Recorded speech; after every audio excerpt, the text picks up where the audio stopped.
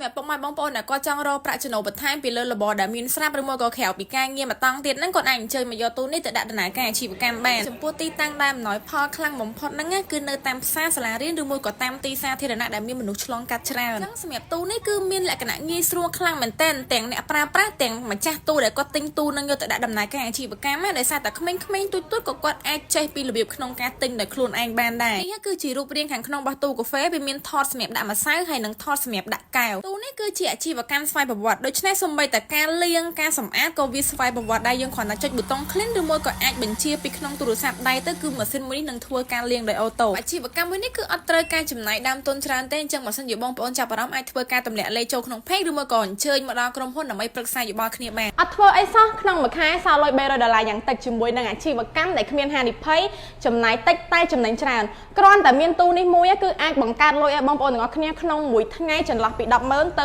2000000រៀលដោយធ្វើការមិនចេះហត់24ម៉ោងលើ24ម៉ោងអត់ចាំបាច់ប្រើបំណុលទេរបៀបនៃការទិញពុកម៉ែបងប្អូនទាំងអស់គ្នាគ្រាន់តែប្រើមុខងារ scan ចាយឬមួយក៏សោកលុយចូលនោះម៉ាស៊ីនមួយនេះនឹងធ្វើការឆុងឲ្យយើងដោយស្វ័យប្រវត្តិលក្ខណៈពិសេសនៃម៉ាស៊ីនមួយនេះគឺអាចដឹងអំពីទិន្នន័យទិញលក់និងអាចបញ្ជាបិទបើកពីចម្ងាយដែលគ្រាន់តែប្រើប្រាស់ app នៅក្នុងទូរស័ព្ទដៃកាន់លុយ2លានរៀលហើយមកជួបគ្នានៅស្អាតកាហ្វេ